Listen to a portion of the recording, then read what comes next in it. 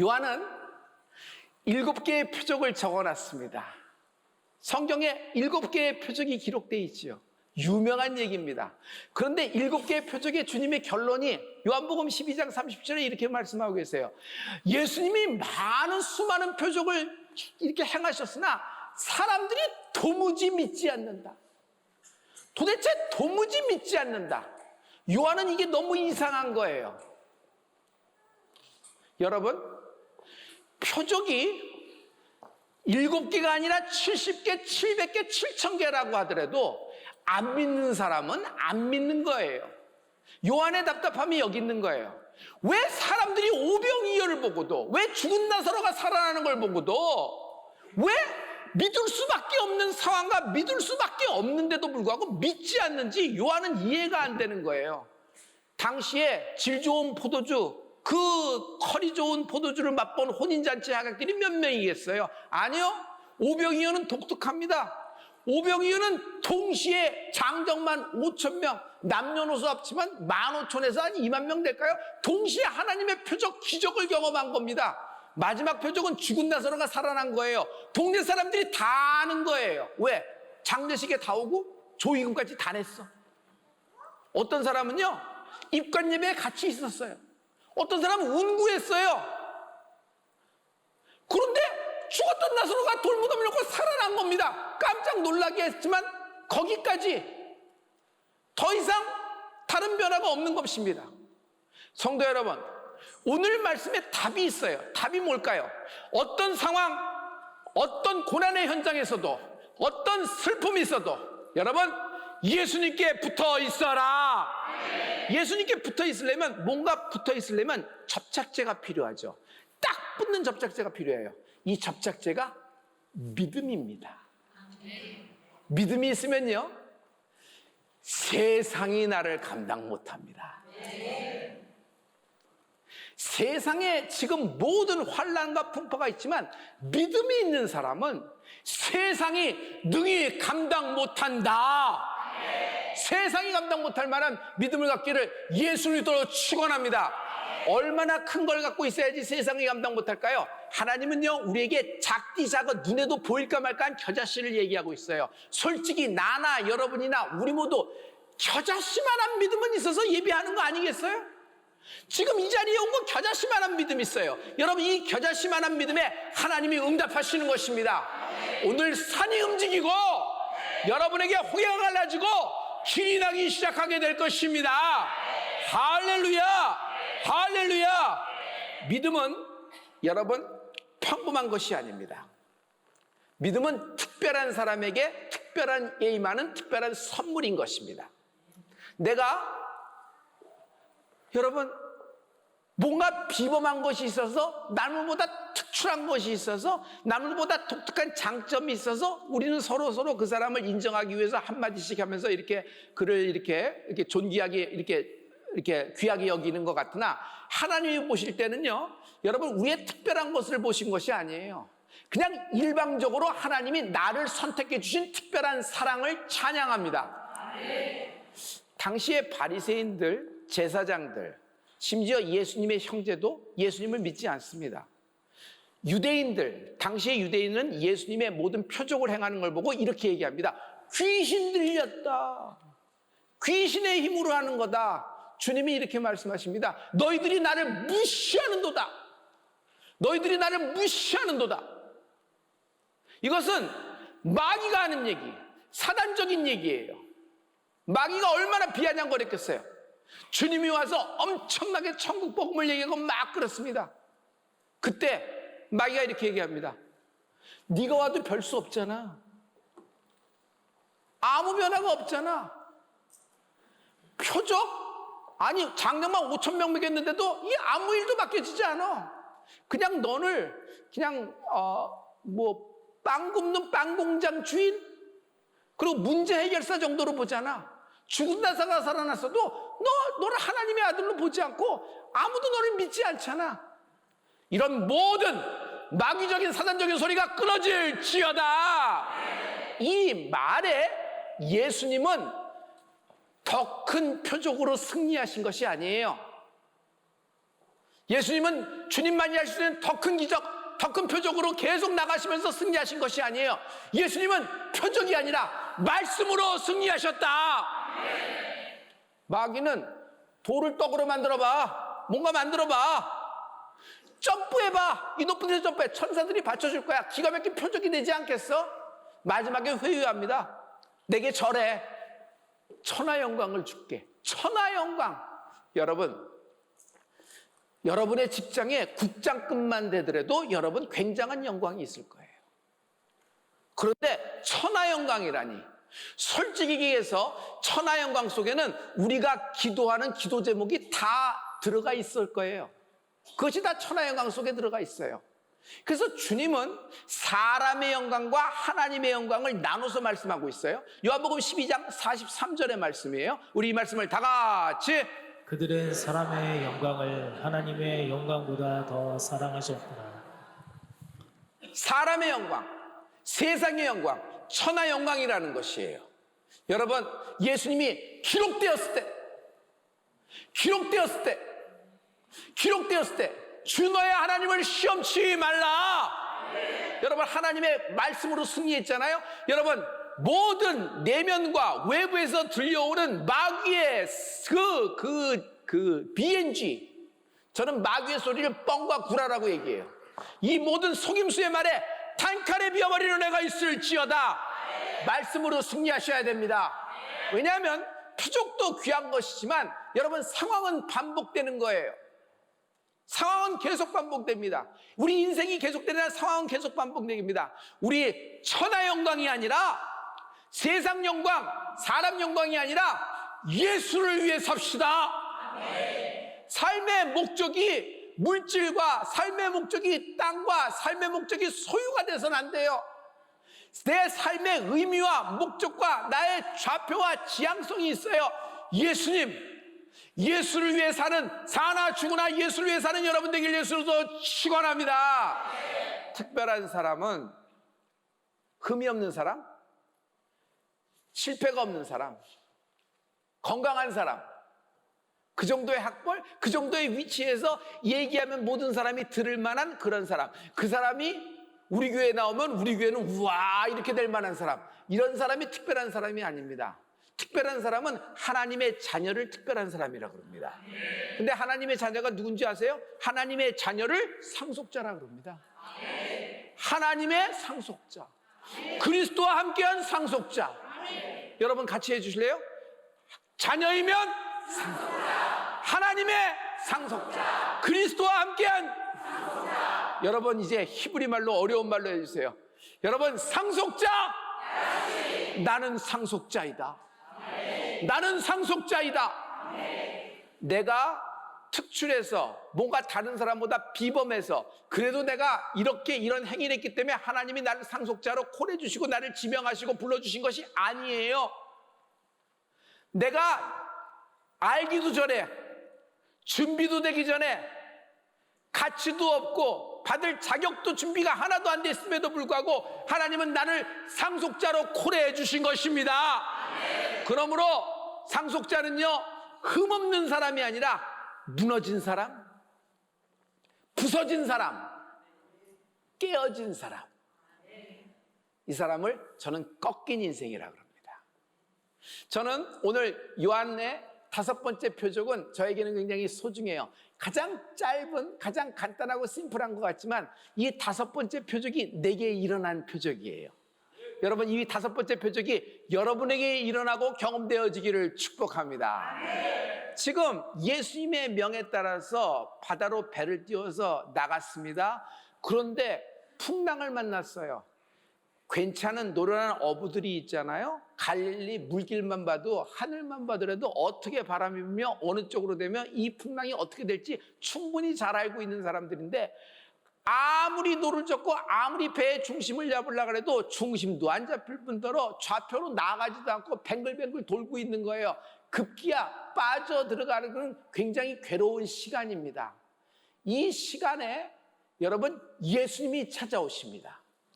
요한복음에는 시제가 적혀 있지 않지만 마가복음에 보면 몇 시에 예수님이 오셨는지 타임라인을 적어놓고 계세요.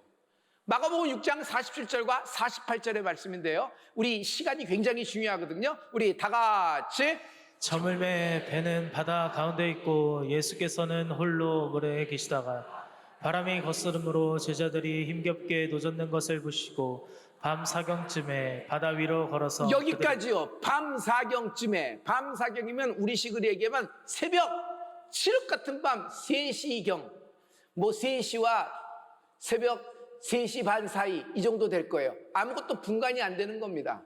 그렇게 오랫동안 노를 졌어요. 그렇게 오랫동안 배의 중심을 잡으라 모든 노력을 쏟았으나 여러분, 인생에서 참 힘든 게 뭔지 아세요? 전문가가 자기 전문 분야에서 잡힌다는 거예요. 전문가가 자기 전문, 자기 특수 분야, 자기가 가장 잘 알고 있는 부분에서 발목이 잡힌다는 거예요. 노련한 물가 어부가 많지만은 이번 폭풍을 감당을 못해서 물고기밥이 되기 일보 직전에 밤 사경, 이제는 끝났다 할 쯤에 주님이 움직이시기 시작합니다. 여러분, 주님은 갑자기 제자들 어떡하지? 주무시다가 깨어서 나오신 거예요? 주님은요, 그들이 괴로이 노젓는 처음부터 그들을 보고 계셨어요. 처음부터 알고 계셨어요. 그런데 왜 처음부터 안 개입하셨죠? 세상 물건은 흠집이 있으면 가격이 안 나갑니다. 아무리 귀한 골동품이라도 여러분 한쪽 귀가 딱 떨어지면 그것은 그냥 그릇값밖에 안 돼가는 걸 여러분 잘 아실 거예요. 그래서 세상 것은요, 꺾이고 깨어지면 가치가 없습니다. 그런데 인생은 달라요. 고집과 신념, 자기 철학이 있어요. 하지만 이것이 깨어지고 부서지고 무너질 때 여러분 오히려 가치가 있는 인생이 되어가기 시작합니다. 하나님과의 관계가 이와 똑같아요. 내가 하나님 앞에서 여러분 꺾여야 돼요. 깨어져야 되는 겁니다. 한 번 not good enough, 한 번 깨어진다고 그거 아니에요. 수없이 여러 번 꺾이고 깨어지고 부서지고 꺾인 인생이 되었을 때, 다시 얘기해서 자기 주장이 사라졌을 때 비로소 하나님이 나를 통하여 역사하기 시작하는 것입니다. 여러분, 믿음의 사람 하면 구약에서 누구를 처음 얘기해요? 아브라함입니다. 아브라함을 하나님이 먼저 콜해줬어요. 넌 상속자다. 그래서 아브라함이 출발을 합니다. 근데 아브라함의 인생을 봐서요, 상속자라고 불러서 출발했는데 상속자로 탄탄대로가 열렸나요? 수없이 꺾이고 수없이 부서지고 수없이 깨트리십니다. 어떤 경우는 기근을 만나며 절망합니다. 어떤 상황은 감당할 수 없어서 좌절합니다. 어떤 때는 자존심이 다 깨어져 버리는 거예요. 남자가 아내를 팔아서 대가로 근근히 살아간다 그러면 이 남자가 살 수 있겠어요? 그런데 아브라함이 이렇게 된 거예요. 아브라함은 아무것도 한 것 없는데 하나님이 꿈에 개입하셔서 되돌려 놓으신다. 결국 아무것도 아닌 것처럼 하나님이 역사하여 주십니다. 시간이 굉장히 흘렀어요. 약속의 아들 이삭이 나와서 장성할지가 되어서 하나님이 모리아산으로 부르실 때 모리아산 위에서 하나님이 드디어 아브라함에게 창세기 22장 12절의 말씀을 하십니다. 우리 창세기 22장 12절 말씀을 다 같이. 사자가 이르시되 그 아이에게 내 손을 대지 말라, 그에게 아무 일도 하지 말라. 내가 내 아들 내 독자까지도 내게 아끼지 아니하였으니 내가 이제야 내가 하나님을 경외하는 줄을 아노라. 내가 이제야. 아브라함은 지금 초신자가 아니에요. 중신자도 아니에요. 굉장히 믿음의 시련과 단련을 많이 겪었어요. 근데 마침내 모리아산 정상에서 하나님이 최종 인정이 들어가는 거예요. 그 말은 뭐냐면 네가 모든 시험을 통과했다 이 정도 것이 아니라 내가 너를 불렀을 때는 이런 시험과 고통과 환난과 연단의 시간이 있다. 그러나 너만 혼자 나가고 10마리 중에서 한 마리 새끼가 올라오면 그 사람이 그것이 라이온킹이 된다는 것이 아니라 하나님이 날 부르셨을 때는 하나님이 나와 함께 풀무불에도 사망의 음침한 골짜기에도 나와 함께 동거하시면서 나를 통과하게 하실 것을 믿습니다. 아브라함은 완전히 달라진 것입니다. 모세가 승승장구할 때 하나님은 모세와 일하지 않습니다. 모세가 가장 힘있고 가장 유력했을 때 하나님은 모세 옆에 계시지도 않습니다. 보고만 계세요. 그러나 모세가 힘 빠지고 나이 빠지고 능력이 빠지고 애굽에서 라인은 다 죽었을 겁니다. 다 끊어졌을 거예요. 그 당시에 이미. 그러니 그가 간들 뭐가 됐겠어요? 그러나 하나님이 모세를 부르시고 모세를 비로소 사용하기 시작합니다. 그러나 마지막 하나, 모세의 입술을 고쳐주지 않아요. 놀랍지 않아요? 하나님이 모세가 그 정도 응답했으면 입술도 고쳐서 말도 시원하게 해줄 수 있고 쫙쫙 하는데 이거 뭐 마치 불안증 있는 사람 같아. 대인기피증 있는 사람 같아. 말이 오늘에서 못 갔는데 아론을 대시 붙여주는 거예요. 여러분, 이것은 바울을 보아야 알 수 있어요. 바울은 전에 사울이었죠. 자기가 힘 있을 때 하나님 섬기는 예로 알고 예수님을 핍박하는 사람이 됩니다. 뭐가 뭔지도 모르고 하는 거예요. 자기가 뭐 하는지도 모르고. 근데 하나님이 다마스커스, 온돌로 오브 다마스커스에서 확 만나시고 꺾어버리십니다. 부서뜨려 버리시는 거예요. 완전히 깨진 바울을 봅니다. 그러나 가시는 해결 안 해주세요. 왜 그럴까요? 하나님은 바울을 어디까지 데리고 가야 돼요? 이방인의 사도, 마지막에 로마 제국에서, 그리고 로마서를 비롯하여 그 많은 성경에 오직 믿음 열쇠뼈를 쓰는 기록자로 하나님이 말씀하신 거예요. 그래서 바울에 대한 하나님의 목적이 분명해요. 그래서 하나님은 바울에게 어려움도, 실패도, 강금도, 매맞음도, 멸시도, 천대도, 배신도, 오해도 그런 시간을 보내게 하신 겁니다. 그러나 사도 바울이 완전히 하나님께 두 손 두 발 다 들고 항복하는 순간 하나님의 사도 바울을 마침내 하나님의 뜻대로 움직이기 시작하는 것입니다. 성도 여러분, 내가 끝나야 되는데 내가 끝나지가 않는 거예요. 내가 끝나야 하나님이 일하시기 시작합니다. 그 죽음의 골짜기에 메마른 뼈다귀 위에 단 0.0000001%의 생기만 있었어도, 살 가능성이 있었어도 하나님은 개입하지 않으십니다. 완전 죽어서 짝도 안 맞아서 이리저리 나뒹 거는 에스겔 골짜기에 하나님의 생기가 들어가니 이게 막 쫙이 맞춰지고 연락이 되더니 하나님의 군대가 되어가기 시작하느니라. 내가 끝나야 하나님이 일하시기 시작한다. 내가 끝나야 하나님이 일하시기 시작하는 것입니다. 할렐루야. 가장 월스트 케이스, 나쁜 경우가 뭔지 아세요? 알기는 많이 하는데, 알고 있는 것도 많고 답도 많이 쓰는데 꺾이지가 않는 것이 문제예요. 깨지지가 않는 것이 문제예요. 부서지지 않는 것이 문제예요. 꺾인 인생이 안 되면 헛된 것을 위하여 살아갑니다. 하나님의 헛된 것을 위해 살아가던 나를 이렇게 부르신 것입니다. 할렐루야. 여러분, 슬로우 빌리버, 영적으로 무딘 자가 되지 않고, 여러분, 영적으로 예민한 자 되기를 예수 그리스도로 축원합니다. 예수 그리스도로 축원합니다.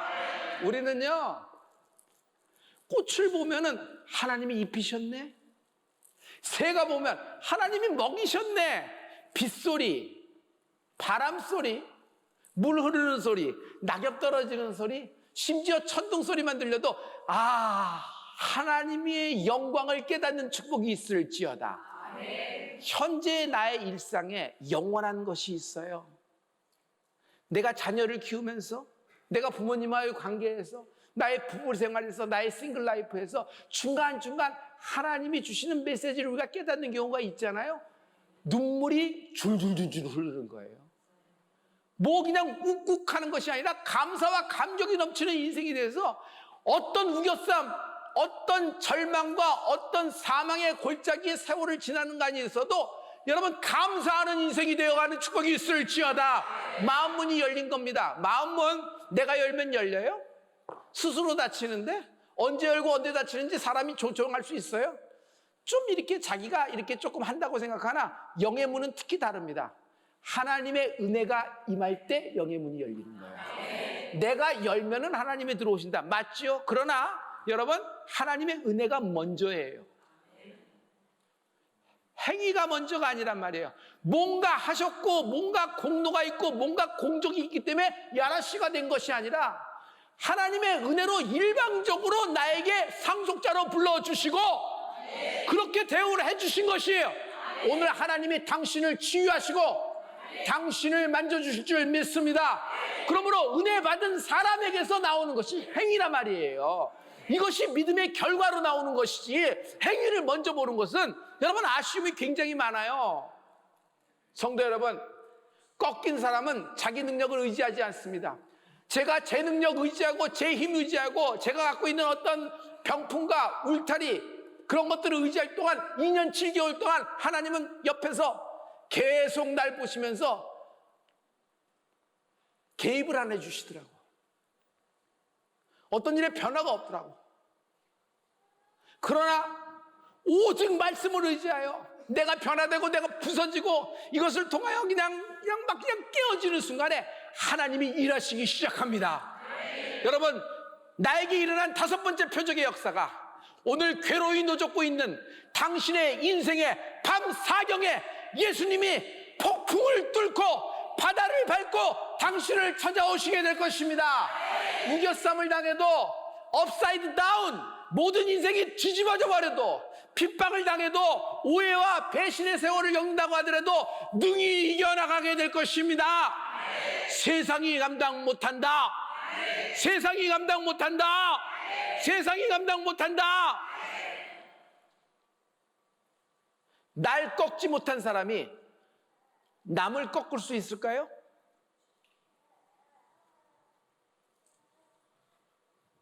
근심, 걱정, 불안, 심지어 모든 상황, 모든 문제 우리는 투사합니다. 저 사람 때문이다. 저 인간 때문이다. 쟤만 없어지면 될 텐데 저가 걸림돌이 돼서 난 이렇게 됐다. 저거 뽑아주시옵소서 이렇게 기도합니다. 여러분 이성적으로 기승전결을 보면 그거 틀리다고 얘기한 건 아닙니다. 그러나 예수 믿는 사람은 영적으로 보는 사람 아니겠어요? 하나님 편에서 보는 사람 아니겠어요? 솔직히 얘기해서 내가 깨어지지 않아서입니다.